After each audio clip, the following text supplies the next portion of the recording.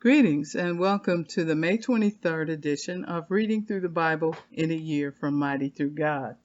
Today we'll be reading 2 Samuel 2, verse 12 through chapter 3, verse 39, John chapter 13, verses 1 through 30, Psalm 119, verse 1 through 16, and Proverbs 15, verses 29 and 30. And today I'll be reading from the New Living Translation. This section is titled War Between Israel and Judah. One day, Abner led Ishbosheth's troops from Mahanaim to Gibeon. About the same time, Joab, son of Zeruiah, led David's troops out and met them at the pool of Gibeon. The two groups sat down there, facing each other from opposite sides of the pool. Then Abner suggested to Joab, "Let's have a few of our warriors fight hand to hand here in front of us." "All right," Joab agreed. So 12 men were chosen to fight from each side, 12 men of Benjamin representing Ishbosheth, son of Saul, and 12 representing David. Each one grabbed his opponent by the hair and thrust his sword into the other side, so that all of them died. So this place at Gibeon has been known ever since as the Field of Swords. A fierce battle followed that day, and Abner and the men of Israel were defeated by the forces of David. Joab, Abishai, and Asahel, the 3 sons of Zeruiah, were among David's forces that day.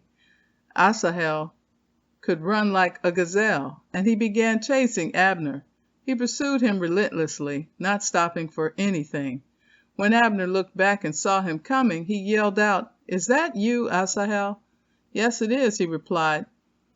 "Go fight someone else," Abner warned. "Take on one of the younger men and strip him of his weapons." But Asahel kept right on chasing Abner. Again, Abner shouted to him, "Get away from here. I don't want to kill you. How could I ever face your brother Joab again?"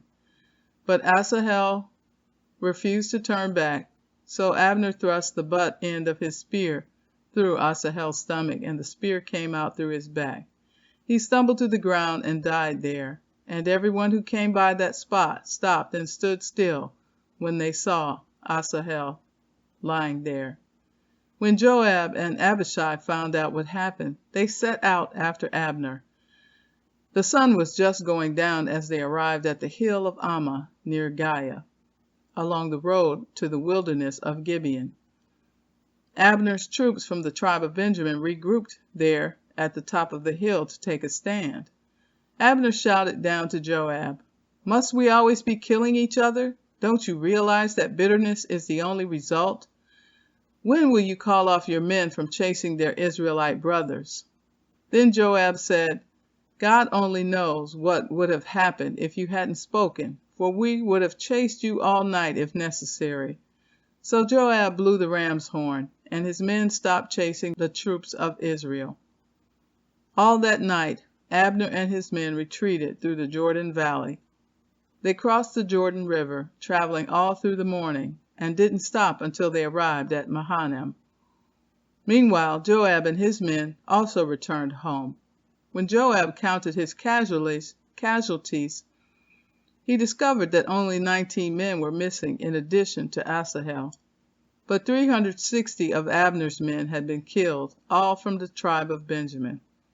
Joab and his men took Asahel's body to Bethlehem and buried him there in his father's tomb. Then they traveled all night and reached Hebron at daybreak. That was the beginning of the long war between those who were loyal to Saul and those loyal to David. As time passed, David became stronger and stronger, while Saul's dynasty became weaker and weaker. These are the sons who were born to David in Hebron. The oldest was Amnon, whose mother was Ahinoam from Jezreel. The second was Daniel, whose mother was Abigail, the widow of Nabal from Carmel. The third was Absalom, whose mother was Maacah, the daughter of Talmai, king of Geshur. The fourth was Adonijah, whose mother was Haggith. The fifth was Shephatiah, whose mother was Abital. The sixth was Ithram, whose mother was Eglah, David's wife. These sons were all born to David in Hebron. As the war between the house of Saul and the house of David went on, Abner became a powerful leader among those loyal to Saul.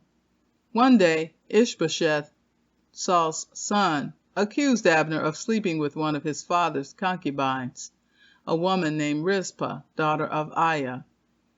Abner was furious. "Am I some Judean dog to be kicked around like this?" he shouted. "After all I have done for your father Saul and his family and friends by not handing you over to David, is this my reward, that you find fault with me about this woman? May God strike me and even kill me if I don't do everything I can to help David get what the Lord has promised him. I'm going to take Saul's kingdom and give it to David. I will establish the throne of David over Israel as well as Judah, all the way from Dan in the north to Beersheba in the south." Ishbosheth didn't dare say another word because he was afraid of what Abner might do. Then Abner sent messengers to David, saying, "Doesn't the entire land belong to you? Make a solemn pact with me, and I will help turn over all of Israel to you." "All right," David replied, "but I will not negotiate with you unless you bring back my wife Michal, Saul's daughter, when you come." David then sent this message to Ishbosheth, Saul's son: "Give me back my wife Michal, for I bought her with the lives of 100 Philistines." So Ishbosheth took Michal away from her husband Paltai, son of Laish. Paltai followed along behind her as far as Bahurim, weeping as he went. Then Abner told him, "Go back home." So Paltai returned. Meanwhile, Abner had consulted with the elders of Israel. For some time now, he told them, "You have wanted to make David your king. Now is the time, for the Lord has said, I have chosen David to save my people Israel from the hands of the Philistines and from all their other enemies." Abner also spoke with the men of Benjamin. Then he went to Hebron to tell David that all the people of Israel and Benjamin had agreed to support him. When Abner and 20 of his men came to Hebron, David entertained them with a great feast. Then Abner said to David, "Let me go and call an assembly of all Israel to support my lord the king. They will make a covenant with you to make you their king, and you will rule over everything your heart desires." So David sent Abner safely on his way. But just after David had sent Abner away in safety, Joab and some of David's troops returned from a raid, bringing much plunder with them. When Joab arrived, he was told that Abner had just been there visiting the king and had been sent away in safety. Joab rushed to the king and demanded, "What have you done? What do you mean by letting Abner get away? You know perfectly well that he came to spy on you and find out everything you're doing." Joab then left David and sent messengers to catch up with Abner, asking him to return. They found him at the well of Sirah and brought him back, though David knew nothing about it. When Abner arrived back at Hebron, Joab took him aside at the gateway as if to speak with him privately. But then he stabbed Abner in the stomach and killed him in revenge for killing his brother Asahel. When David heard about it, he declared, "I vow by the Lord that I and my kingdom are forever innocent of this crime against Abner, son of Ner. Joab and his family are the guilty ones. May the family of Joab be cursed in every generation with a man who has open sores or leprosy, or who walks on crutches, or dies by the sword, or begs for food." So Joab and his brother Abishai killed Abner, because Abner had killed their brother Asahel at the battle of Gibeon. Then David said to Joab and all those who were with him, "Tear your clothes and put on burlap. Mourn for Abner." And King David himself walked behind the procession to the grave. They buried Abner in Hebron, and the king and all the people wept at his graveside. Then the king sang this funeral song for Abner. "Should Abner have died as fools die? Your hands were not bound, your feet were not chained. No, you were murdered, the victim of a wicked plot." All the people wept again for Abner. David had refused to eat anything on the day of the funeral, and now everyone begged him to eat. But David had made a vow, saying, "May God strike me and even kill me if I eat anything before sundown." This pleased the people very much. In fact, everything the king did pleased them. So everyone in Judah and all Israel understood that David was not responsible for Abner's murder. Then King David said to his officials, "Don't you realize that a great commander has fallen today in Israel? And even though I am the anointed king, these two sons of Zeruiah, Joab and Abishai, are too strong for me to control. So may the Lord repay these evil men for their evil deeds." John chapter 13. Before the Passover celebration, Jesus knew that his hour had come to leave this world and return to his Father. He had loved his disciples during his ministry on earth, and now he loved them to the very end. It was time for supper, and the devil had already prompted Judas, son of Simon Iscariot, to betray Jesus. Jesus knew that the Father had given him authority over everything, and that he had come from God and would return to God.